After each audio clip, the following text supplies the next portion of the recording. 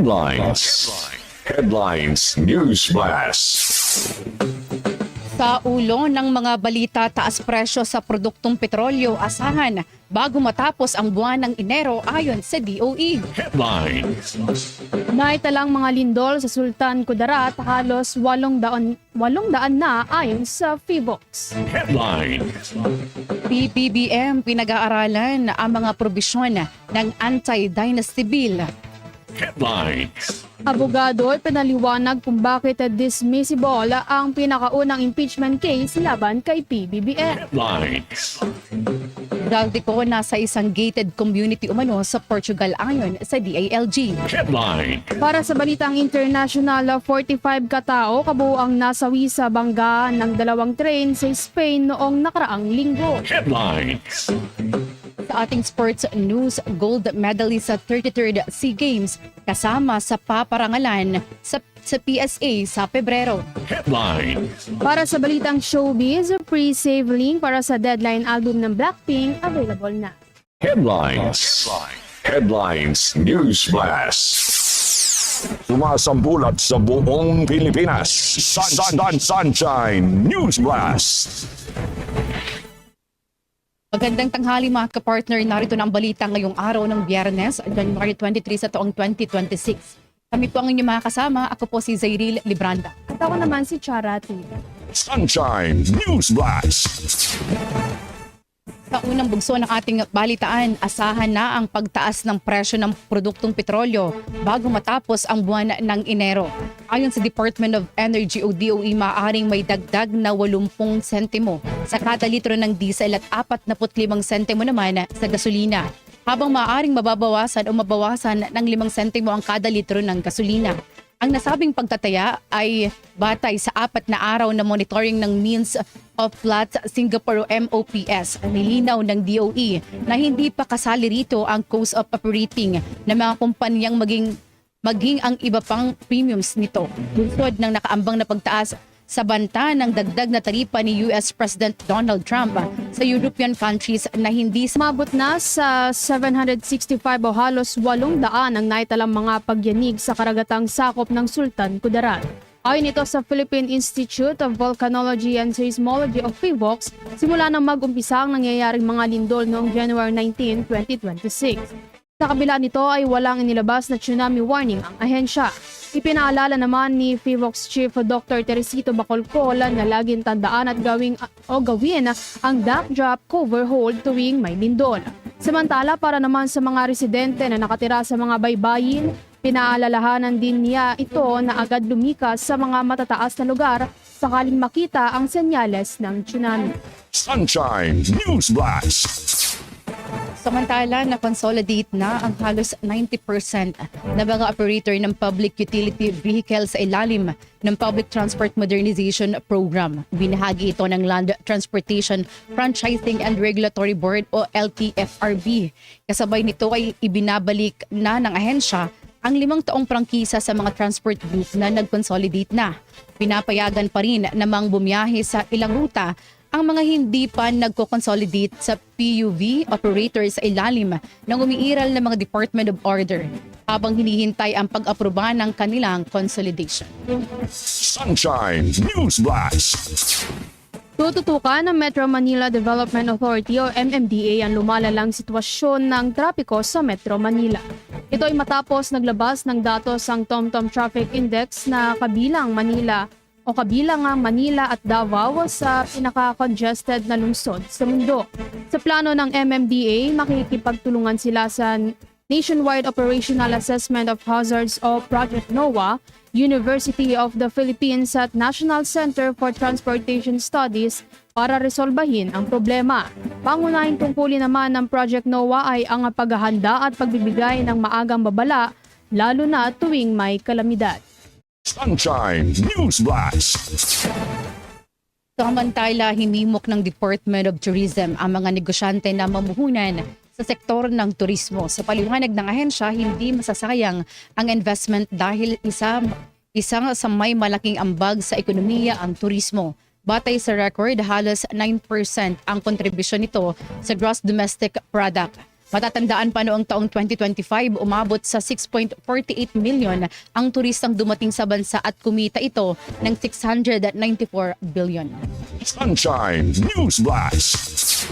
Samantala, malaki ang ibinaba ng mga scam sa pamamagitan ng text o short message service noong 2025. Bata ito sa datos ng caller ID at anti-fraud app na Who's Call. Noong taong 2025, mayroon lang 822,634 SMS scam messages na naitala sa Pilipinas at mas mababa ito kumpara sa 6,157,570 noong 2024. Iyon nga lang, lumipat naman ang mga scammer sa panlilinlang gamit ang tawag kung saan nagpapanggap sila mga bangko at credit card issuer. Gayunman, kahit maraming scammer ang lumipat sa panlilinlang gamit ang tawag, bumaba rin ito ng 21.84%. Mula sa 610,688 noong 2024 ay nasa 477,302 na lang ito noong nakaraang taon. Sunshine News Blast. Sa ibang balita naman, bumabagal ang deployment ng Pinoy nurses sa Estados Unidos dahil sa humahabang proseso ng pagkuha ng visa. Ayon kay Philippine Nurses Association of America o PNAA President Dr. Marlon Saria, may pangyayari na ilang taon nang naghihintay ang isang aplikante. Ngunit dahil sa mahigpit na pulisiya sa immigration sa Estados Unidos ay hindi pa ito nakapasok. Hinimok naman ng PNAA ang Pinoy nurses na humingi ng tulong sa kanilang organisasyon kung may kinakaharap na problema sa trabaho. Sunshine News Blast. Samantala, PBBM pinag-aaralan ng mga probisyon ng Anti-Dynasty Bill. Si Creslyn Catarong sa report. Kinumpirma ng Malacanang na isa sa mga pangunahing tinalakay sa kamakailang pagpupulong ni Pangulong Ferdinand Marcos Jr. kasama si Executive Secretary Ralph Recto ay ang Anti-Dynasty Bill, isa sa mga priority measure ng administrasyon. Ayon kay Presidential Communications Office Undersecretary Claire Castro, tinalakay sa pagpupulong ang posibleng lalamanin ng panukalang batas, kabilang dito ang antas ng pagbabawal, lawak ng pagkakaugnay ng pamilya, saklaw ng posisyon at iba pa. Ang mga napag-usapan ay yung tungkol sa mga levels of ban, yung mga degree of familial relationship, types of relationship considered, consanguinity, affinity, mga positions covered, local ba, national or both, at kung ang scope of timing of prohibition, simultaneous or successive. Aniya, kasalukuyang inaaral pa ang mga posibleng probisyon at kapag nakabuo ng malinaw at maayos na balangkas, maaari na itong ipasa o imungkahi bilang bahagi ng Anti-Dynasty Bill. Kinumpirma rin ni Castro na may sariling mungkahi si Pangulo Marcos para sa mga probisyon ng naturang panukalang batas. Kaya nga po nagkaroon ng meeting. Ito po yung pinag-usapan para po mas maging maganda yung provision sa maaaring ilagay sa batas. Inihayag na Malacanang na wala pang itinakdang tiyak na timeline para sa pinal na pagbuo ng mga probisyon ng Anti-Dynasty Bill.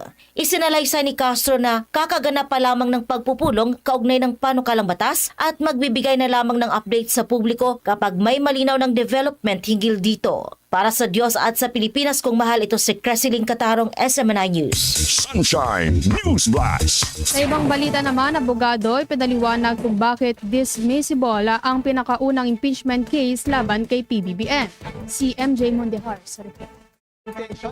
Naniniwala si Attorney Harold Respicio na mahina ang pinakaunang impeachment case na isinampa sa Kamara laban kay Pangulong Bongbong Marcos. Sa panayam ng SMNI News kay Respicio na kasalukuyang Vice Mayor ng Reyna Mercedes sa Isabela, iginit niya na napakaiksi ng grounds of impeachment na nakasaad sa reklamo. Kabilang sa grounds ang kontrobersyal na 60 billion fund transfer sa PhilHealth, issue ng korupsyon at ang program items sa 2023 to 2025 national budget at ang alegasyon ng substance use o paggamit umano ng cocaine ng Pangulo. Nauna nang inamin ni Presidential Sister at Senator Amy Marcos ang umunoy pagiging drug addict ng kanyang kapatid na si PBBM. Kasama rin sa grounds ang tinawag ng complainant na kidnapping and surrender kay former President Rodrigo Duterte sa ICC. Isinama rin sa basihan ang pagbuo umano ni PBBM ng Independent Commission for Infrastructure o ICI para pagtakpan ng mga kalyado sa korupsyon. Ang private lawyer na si Attorney Andre De Jesus ang nagsampa ng impeachment case dahil sa umunoy graft and corruption, culpable violation of the Constitution at betrayal of public trust. Si Pusong Pinoy Party List Congressman Jet Nisay naman ang nag-endorso ng reklamo sa Kamara na isinampa noong January 19. Narito naman ang paliwanag ni Attorney Respicio na kabilang sa mga magsasampa ng bagong impeachment complaint laban sa Pangulo.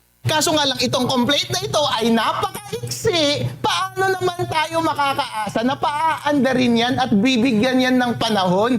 Kung napakaiksi din lang, wala kang space para magbigay ng maayos na narration of facts, maglagay ng attachments. Siyempre, binibigyan mo lang ng dahilan yung Committee on Justice na i-dismiss yung final mo na complaint. Obviously, yun naman ang ginagawa nila para kapag ma-file at ma-dismiss, hindi na pwedeng mag-file ulit ng susunod na impeachment complaint. Para sa Diyos at sa Pilipinas kung mahal, MJ Mondihar, SMNA News.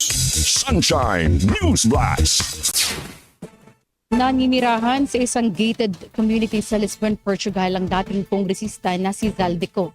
Ibinahagi ito ni Department of the Interior and Local Government Secretary Junvic Rimulya nitong Webes, January 22, 2026. Batay sa natanggap niyang impormasyon, bihirang lumalabas si Ko mula ang komunidad sa Portugal.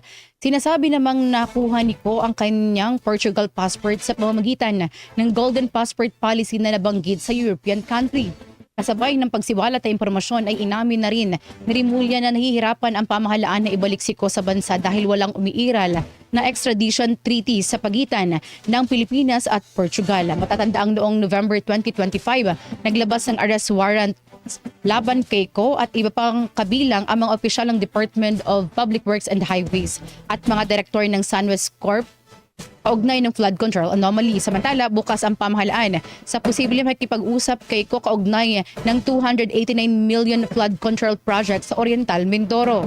Sinabi ng palasyo na handa ang gobyerno na pakinggan ang panig ng kongresista kung ito ay makatutulong sa investigasyon.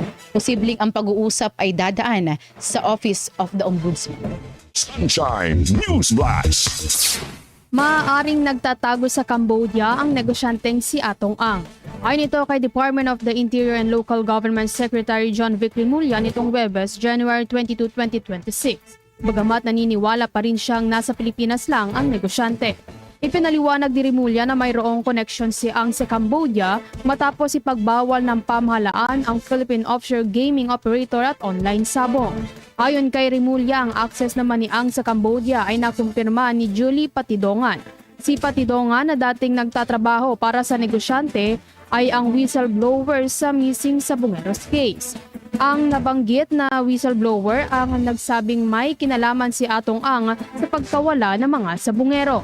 Sa kabilang banda, nilinaw ng Philippine National Police na wala silang impormasyon hinggil sa umano'y pagtatago ni Ang sa Caraga. Ngunit ayon kay PNP Acting Chief Police Lieutenant General Jose Melencio Nartates Jr., paigtingin nila ang kanilang manhunt laban sa negosyante. Hinikayat din ni Nartates ang publiko na makipagtulungan sa otoridad hinggil dito.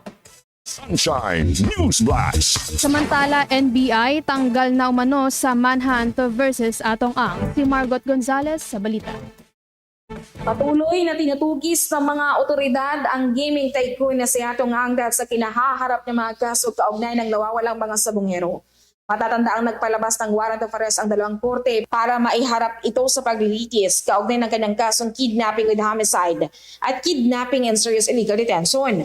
Si Justice Acting Secretary Frederick Vida sa isang panayam nilinaw na kasama ang National Bureau of Investigation o NBI sa manhunt operation laban kay Atong Ang at walaan niya siyang utos para sa exclusion nito sa operasyon.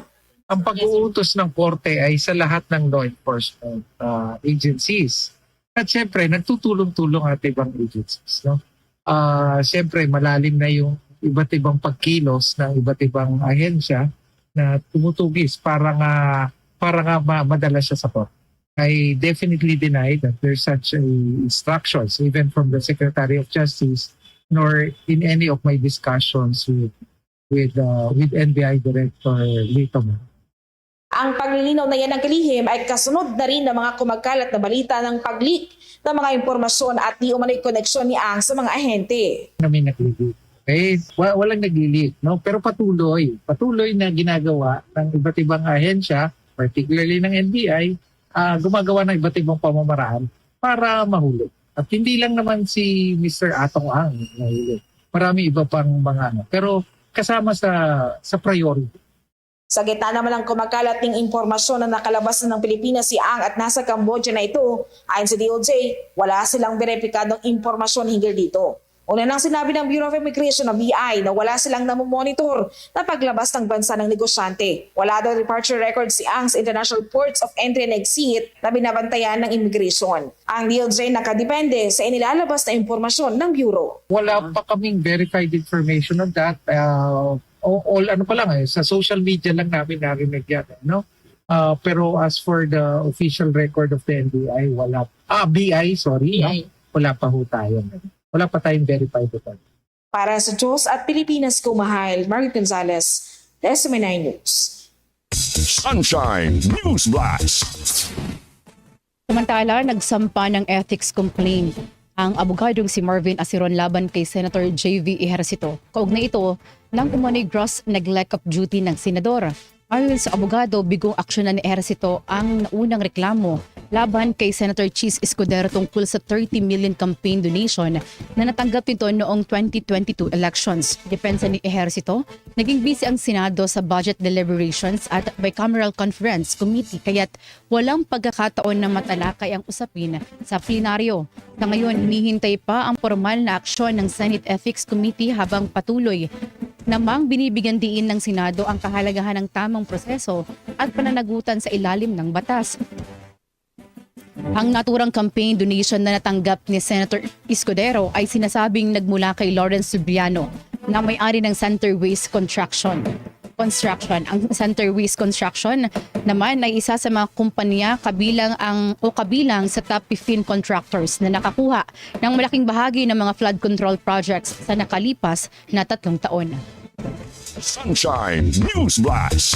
Samantala, 44 na tauhan ng BFP niimbestigahan na kaugnay sa korupsyon sa ahensya. Si Paul Montibon magbabalita. Ayon kay Interior and Local Government Secretary John Vic Remulla, ang kasalukuyang investigasyon ay bahagi ng mas malawak na kampanya ng pamahalaan para sa institutional reform at pananagutan sa loob ng Bureau of Fire Protection.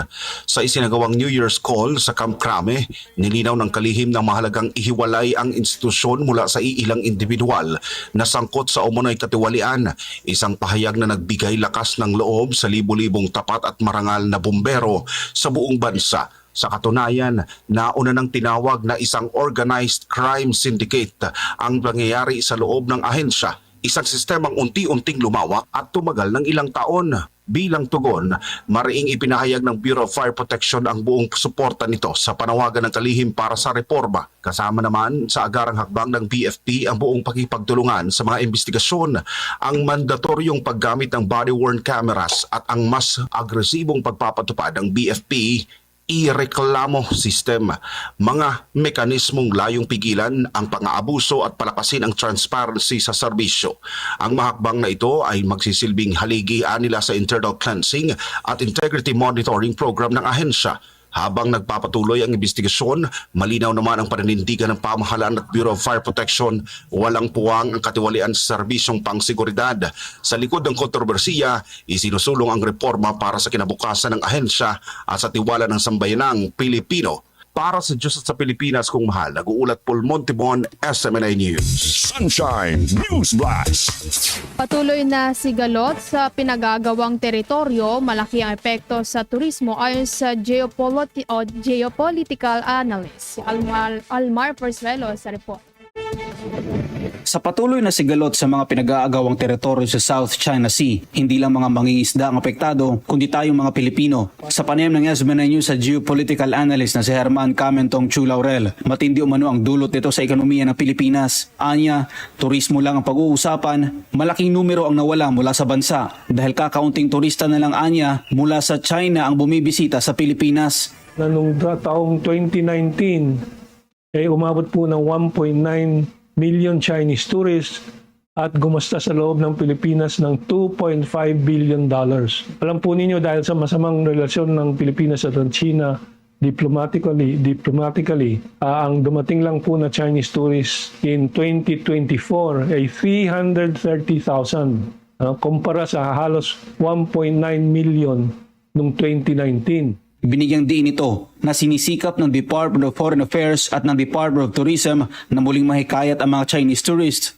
Sa kabila nito, pilit ng gawin ng Department of Foreign Affairs at ng Department of Tourism na mabuksan ulit ang loob ng Chinese tourists na bumisita sa Pilipinas.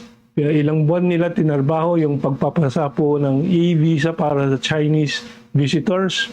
Ilang buwan nila tinarbaho itong 2-week visa-free stay ng Chinese visitors and tourists para maibalik yung 2 milyon halos na Chinese tourists. Ang nasabing pahayag ni Kamentong ay kasunod ng naging sagutan ng Chinese Embassy sa Pilipinas at ng Philippine Coast Guard. Pero ayon kay Kamentong, mas mainam niya na idaan sa maayos na usapan ang problema at ibang issue na kinakaharap ng dalawang bansa. Para sa Diyos sa Pilipinas, kung mahal Almar Forzuelo, SMNI News. Sunshine News Blast. Samantala, tinanggal sa pwesto ang 3 opisyal ng Bureau of Immigration matapos hindi nasita ang Russian vlogger na si Vitaly Zurubsky nang mag-record ito ng vlog habang siya ay nakakulong. Sa paglilinaw ni Palace Press Officer at Communications Undersecretary Claire Castro, ang tinutukoy ng mga video ay naglalaman ng mga pangyayari sa buhay ng Russian vlogger sa unang bahagi ng kanyang pagkakaaresto. Si Vitaly Zurubsky ay naaresto noong nakaraang taon matapos gumawa ng prank videos kung saan biktima ang mga Pilipino. Noong January 17, 2026 naman ay na-deport na ito. Sumasambulat sa buong Pilipinas. Sunshine News Blast. International News Blast. Umabot na sa 45 katawang nasawi matapos magbangga ng 2 train sa Spain noong nakaraang linggo. Kasunod ito sa pagkakarecover ng 2 pang bangkay nitong Huwebes, January 22, 2026. Ang banggaan naman na ikinasugat din na mahigit 120 na katao ay sinundan pa ng iba pang train accidents makalipas lamang ilang araw. Dahil dito musbong ang mga pagdududa hinggil sa kaligtasan ng pagbiyahe sa tren o sa tren sa Spain, lalo na't ito ang ikalawang may pinakamalaking high-speed rail network sa mundo. Sports News Blast. Nangungunang mga gold medalist mula sa ika-33rd Southeast Asian Games sa mga paparangalan o pararangalan ng Philippine Sports Writers Association sa February 16, 2026. Isa na rito, si Kyla Sanchez matapos makakuha ng 3 gintong medalya at 5 pilak sa swimming. Maging ang football team matapos makakuha ng kauna-unahang gintong medalya ng bansa sa women's football sa SEA Games. Pararangalan din ang women's beach volleyball quartet na sina Cici Rondina, Bernadette Pons, Sunny Villapando at Dij Rodriguez matapos manalo ng gold medals. Kabilang pa sa mga individual na pararangalan ay sina Peter Close sa men's 500 meter speed skating, TJ Obiena sa men's pole vault, kasamang iba pang miyembro ng National Track and Field Team. Kikilalanin din ang men's at women's basketball teams ng Gilas, Pilipinas, practical shooting team, ang triathlon team at iba pa. Bahagi rin ng listahan ang rising tennis star na si Alex Yalan na itatanghal bilang Athlete of the Year, kasama ang 2-time Olympic gold medalist na si Carlos Yulo. Showbiz News Blast. Fans maaari nang i-pre-save ang deadline album ng Blackpink. Sa isang social media post, ibinahagi na ng grupo ang mga pre-save link para rito. Nakatakdang ilabas ang deadline sa February 27, 2026 at naglalaman ito ng 5 bagong mga kanta na handog ng Blackpink. Matatandaan na ang huling album ng grupo ay ang Born Pink na inilabas noon pang 2022. Sumasambulat sa buong Pilipinas. Sunshine News Blast. Ang salita ng Ama sa pamamagitan ng hinirang na anak ng Diyos, Pastor Apollo C. Kibuloy. Kindness will dissipate all differences. Ang kabutihan ay magpapawi ng lahat ng pagkakaiba. Sunshine News Blast. Ayan mga ka-Clean Fuel, exciting news para sa inyo ngayong January 23, 2026, 8 p.m. ang pinakakaabangang live grand draw ng Paskong Panalo sa Clean Fuel. Malalaman po natin to mga kapartner kung sino ang mga masuswerteng mananalo ng grand prize na Toyota Tamaraw, 2 Yamaha NMAX, 5 winners of 1-year fuel supply at 324 consolation prizes.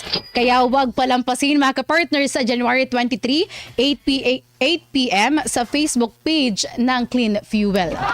At samahan naman natin sina Attorney Kuya